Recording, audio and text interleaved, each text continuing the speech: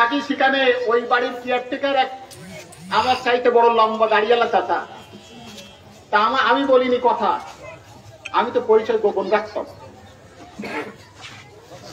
কারণ আমি যে অপরাধ করেছিলাম, আমি যে চুরি ডাকাতি করেছিলাম, কিন্তু এই ইউনিয়নের মানুষ, সাতক্ষীরার মানুষ জানতো, ঢাকার মানুষ তো আর আমাকে চিনত না। যখন বলা হতো যে ভারতের সৈন্য এসে গুলি করতেছে মানুষের বুকে, এরা বিশ্বাস করতো না। যারা ফেসবুক ইউটিউব দেখেন, ভারতীয় রয়ের গোয়েন্দারা যারা গুলি করে করে মানুষ হত্যা করেছে, তাদের কয়েকজনকে তাদের পোশাক পরিত অবস্থায় ঢাকায় ফুটওভার ব্রিজে টানাই দেওয়া হয়েছে মার্ডার করে। কারণ তারা অসংখ্য কয়েক হাজার ছাত্র, তরুণ জনতা, মা বোন, শিশুদের রক্ত দিয়েছে। আমাদের আবু সাইদ, আমাদের মুগ্ধ, এরকম অসংখ্য শহীদের রক্ত ঝরিয়েছে। তাদের দুই একটি সাক্ষ্য দিয়েছে সেনাবাহিনী, বাকিদেরকে ভারতের দাদাবাবু নরেন্দ্র মোদী নামক কুলঙ্গারের চাপে ফেরত দিয়েছে। বিমানবন্দর দিয়ে চুরি করে দ্রুত পায়ে এগিয়ে যাচ্ছে, আপনারা দেখেছেন না? এখন বিশ্বাস হয় ভারতের সেনাবাহিনী এখানে কাজ করেছে?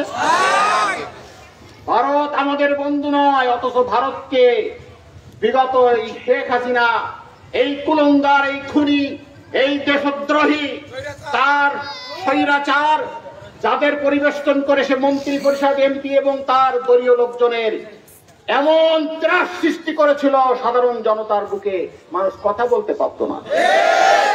আজকে আল্লাহ তাদেরকে বেইজ্জত করে, বাড়ি ছাড়া করে। আপনাদের বাড়ি ছাড়া করেছে? আপনাদের বাড়ি ছাড়া হয়েছিল, আত্মগোপনে ছিল, রাসূলও তো হিজরত করেছিলেন, কিন্তু আপনারা জানতেন আপনাদের এই সন্তান, আপনাদের এই ভাই টাকা পাচার করে পালিয়ে যায়নি, ইউনিয়ন পরিষদের মাল বস্তা মাথায় করে পালিয়ে যায়।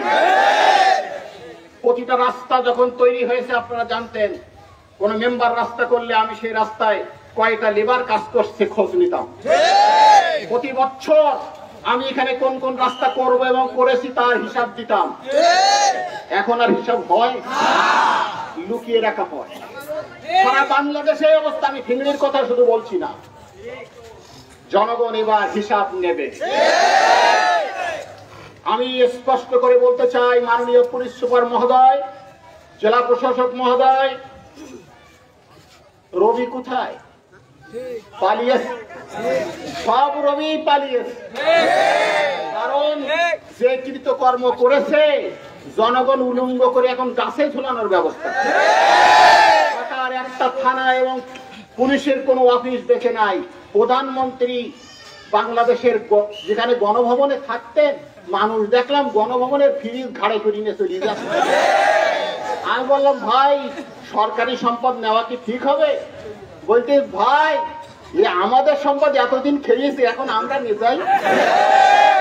সেনাবাহিনী ইচ্ছে করে গণভবন ছেড়ে দিয়েছে, সংসদ ভবন ছেড়ে দিয়েছে। মানুষ যে ভালো কাজ করেছে আমি তা বলবো না, কারণ মানুষের স্বাধীনতার পরে যে দুঃখ, আগে ৭১-৭২ স্বাধীনতার পর ভারতের লুটেরারা আমাদের সম্পদ নিয়ে পালিয়েছে। আর এবার কিছু লুট যদি করেও থাকে, সে আমাদের জনগণ করেছে, অভুক্ত জনগণ করেছে, যাদের পেটে ভাত ছিল না। আমি দেখলাম ফ্রিজের থেকে বড় এরকম খাসির রান রেখেছে, লম্বা লম্বা, ঘাড়ে করে নিয়ে তৈরি যাচ্ছে। আমি বললাম, ভাই বড় রান কোথায় পালেন? বলতেছে, প্রধানমন্ত্রী খুনি হাসিনার ফ্রিজের মধ্যে ছিল।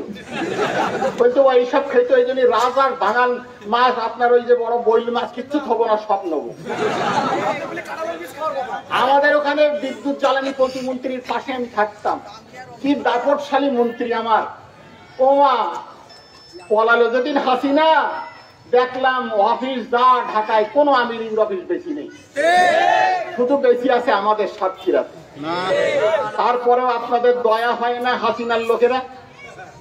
হাসিনা যে জালেম আপনারা জানতেন না? আল্লাহর কাছে তওবা করেন। জালেমের জুলুম নয়, আপনারা জুলুমের ভূমিকা অবতীর্ণ হয়েছেন। এই চরিত্র বাদ দিয়ে যদি মাজলুমের কাতারে আসতে পারেন, মাপ পাবেন, নইলে জনগণ আপনাদের হাসিনার মতো কিন্তু অবস্থা করবে। আমার এই বক্তব্য কোনো সন্ত্রাসী বক্তব্য নয়।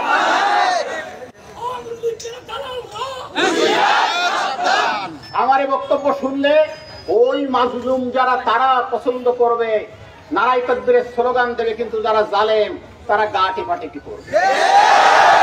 খবরদার, বিষাক্ত সাপ যতক্ষণ জমিনে থাকবে চালার মুখ বন্ধ করে রেখেই কাজ হবে না, সাপকে মাটি খুঁড়ে নিধন করতে হবে। মনে রাখবেন, যদি কেউ প্রকাশ্যে ইস্তেগফার করে নিজের জুলুম করার অপরাধগুলো স্বীকার করে জনগণের কাছে মাপ চাই, সে মাপ। কারণ আমার আল্লাহ রাসূল মক্কা বিজয়ের পর বলেছিলেন, আমার ইউসুফকে যারা কুয়ায় ফেলে মারতে চেয়েছিল, দুনিয়ার মানুষ জানতো না ইউসুফ আবার মিশরের রাষ্ট্রপ্রধান হবে।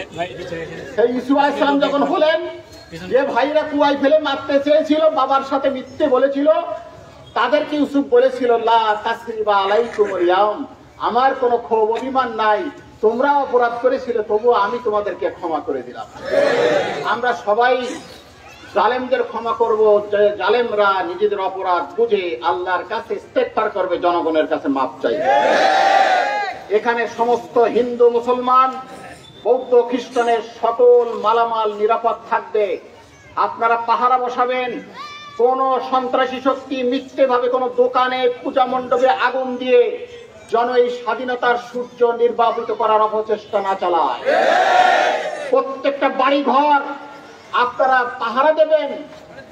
আমরা মাজলুম, আমরা জালেম হব না, কারণ জালেমের সাথে আল্লাহ থাকে না। শেখ হাসিনা এবং তার মন্ত্রী, এমপি যে যা ছিল, সবাই মনে করতো জনগণ আমাদের ভয় পায়, খুব ভালোবাসে, কিন্তু জনগণ কথা বলতে পারতো না, আপনাদের ঘৃণা করে। প্রিয় ভাইরা, এজন্য আল্লাহ তাআলা যখন বিজয় দেয় না, মানুষ পাশে থাকে না, চুরি করে আজাদরা, শাহিনরা দিনের পতাকা উড্ডীন রাখার জন্য বৈঠক করেছে, কাজ করেছে, কথা বলেছে। অনেকে আসতে সাহস পেত না, আজকে তো মানুষ বুঝাই হয়ে গেছে। আমি যেদিন আমার মেজো ভাইয়ের জানাজা এসেছিলাম, মায়ের জানাজা পাইনি। আমার এই ইতিহাস, আমার এই জীবনের শোক আমি কখনো জীবিত থাকতে ভুলতে পারবো না। কিন্তু আমি দূর থেকে শুনেছিলাম, আমার মায়ের জানাজা আমার ছোট ছেলে আব্দুল্লাহ আমার পক্ষ হয়ে আপনাদের সামনে সালাম বিনিময় করেছিল। আপনারা বলেছিলেন ভাইয়ের রক্ত কথা বলেছে। আব্দুল্লাহকে আজ সাথে করে এনেছি, ও বড় হয়েছে, ও আজ কথা বলিনি, ওর বাবাকে সুযোগ দিয়েছে।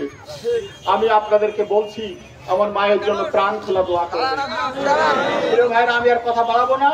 আল্লাহ তাআলা বলে দিয়েছেন, ইজা জাআ নাসরুল্লাহি ওয়াল ফাতহু, যখন আল্লাহর সাহায্য আর বিজয় আসবে, ওয়ারাইতান নাস ইয়াদখুলুনা ফি দীনিল্লাহি আফওয়াজা, তোমরা দেখবে দলে দলে মানুষ আল্লাহর দ্বীনের দিকে, সত্যের দিকে এগিয়ে আসছে।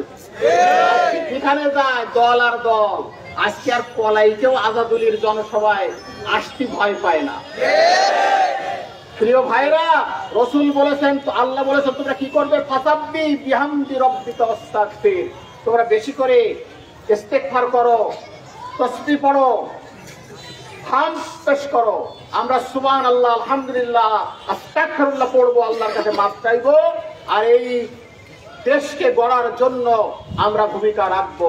আমরা চাই একটি ইন্টারিম গভর্নমেন্ট 3 বা 6 মাসের মধ্যে একটি সুষ্ঠু নির্বাচন দিয়ে এদেশের মানুষের ভোটের অধিকার, ভাতের অধিকার ফিরিয়ে আনবে। ইউনিয়নবাসী, আপনারা ভালো থাকুন, সুস্থ থাকুন। আপনাদের ভাই যখন আল্লাহর মেহেরবানিতে আপনাদের দুয়ায় ফিরে এসেছে, আমি আপনাদের সাথে থাকবো।